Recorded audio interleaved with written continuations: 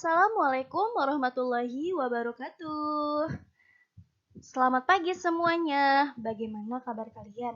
Iya, semoga kita semua senantiasa diberikan kesehatan oleh Allah Subhanahu wa Ta'ala. Hari ini kita akan belajar tematik 5A, subtema 1, pembelajaran 5 sampai 6, masih dengan organ gerak hewan dan manusia ya.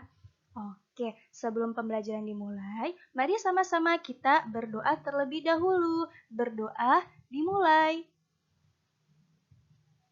Selesai.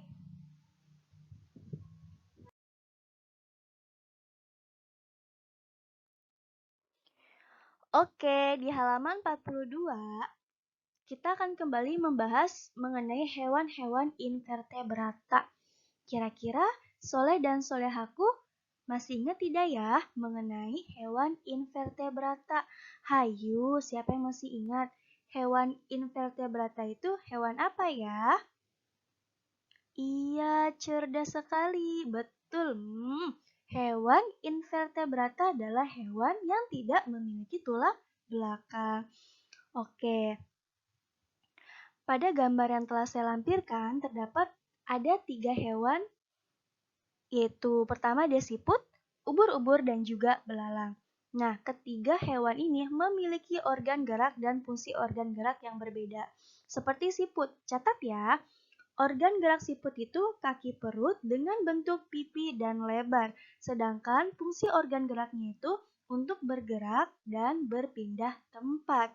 Selanjutnya ada ubur-ubur.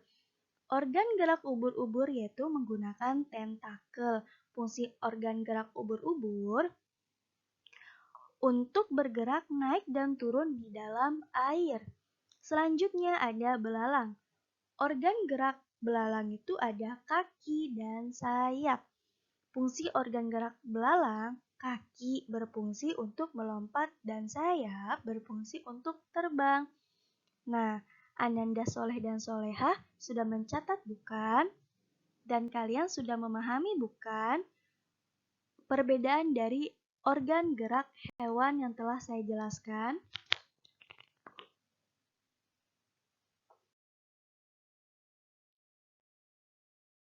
Dilanjut ya, di sini kita akan membahas gambar bercerita. Pernah mendengar bukan mengenai gambar bercerita? Atau kalian sudah mempelajarinya?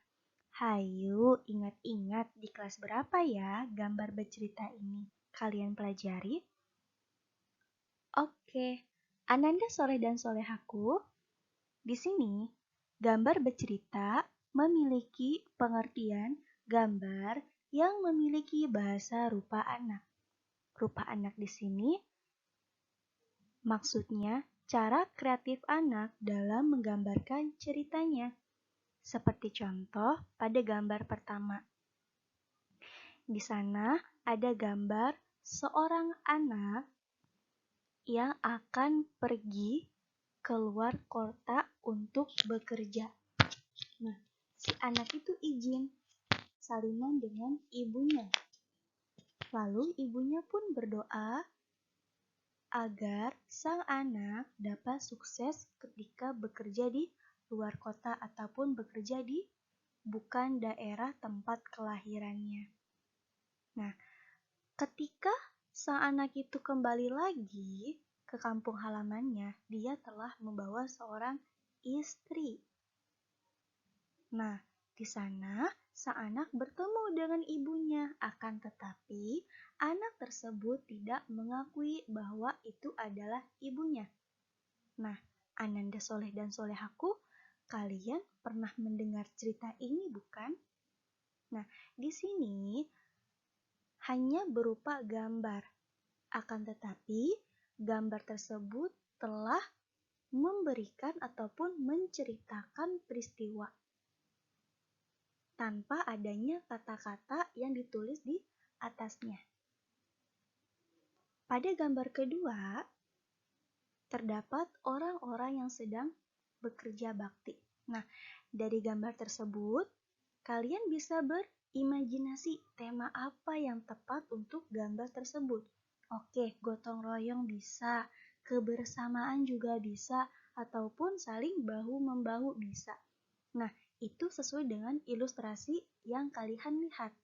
Nah, dari tema tersebut kalian bisa merangkai sebuah cerita dengan menentukan ide pokok apa yang tepat pada gambar yang telah saya lampirkan di gambar kedua. Nah, itu sekilas mengenai gambar bercerita.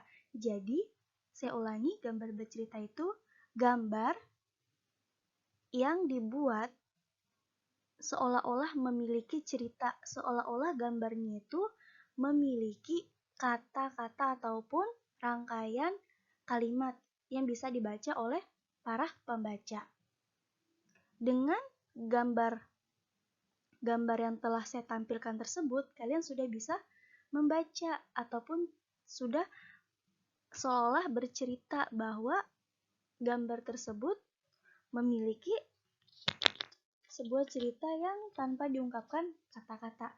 Nah, fungsi utama gambar bercerita sebagai pembawa pesan aktif dalam menatap gambar. Benar tidak? Kalian tatap gambarnya dan ada pesan aktif yang ingin disampaikan oleh penulis untuk pembaca. Dan fungsi gambar sebagai penjelas tulisan dalam belajar membaca. Jadi, fungsi gambar tersebut jelas sekali telah kita baca walaupun tidak ada kata-kata di gambar tersebut. Sudah paham bukan?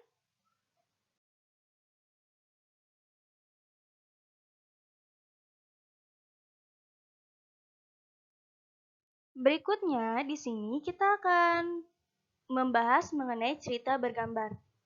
Ayo, siapa yang tahu cerita bergambar? Beda bukan? Antara cerita bergambar dan gambar bercerita.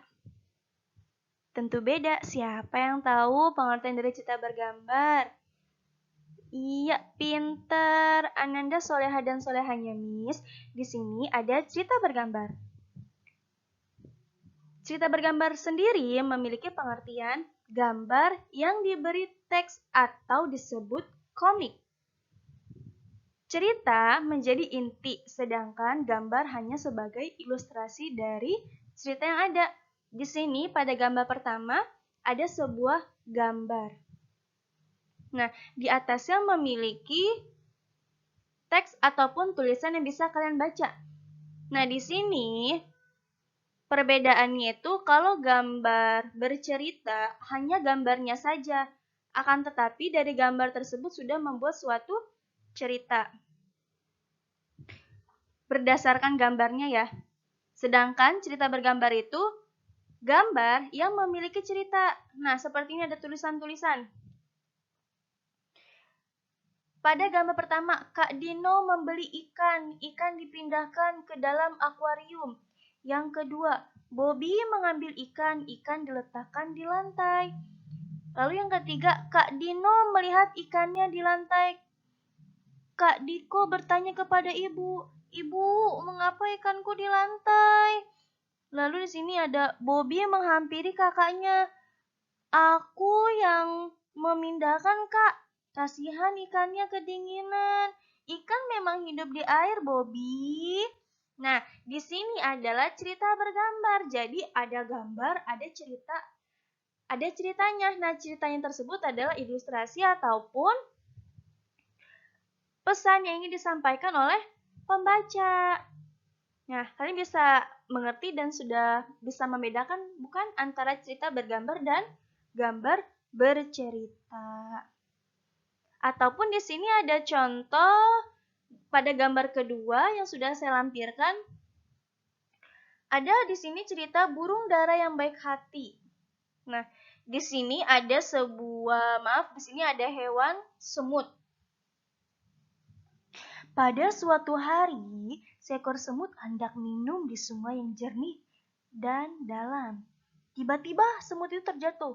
"Tolong, tolong!" Nah, di atas pohon, burung dara mendengar teriakan semut. Kemudian, burung dara memetik sehelai daun.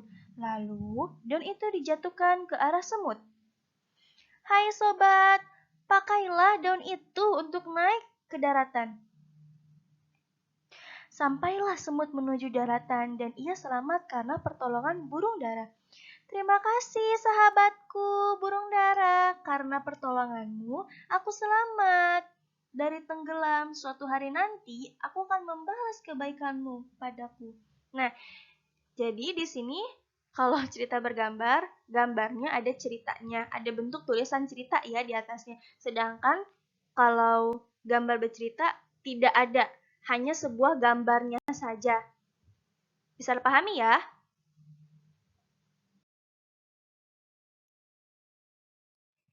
Alhamdulillahirrabbilalamin, Ananda Soleh dan Sodahanya Miss. Hari ini pembelajaran tematik 5A, PB 5 dan 6 sudah selesai. Semoga apa yang saya sampaikan bermanfaat untuk kalian dan dapat menambah wawasan kalian.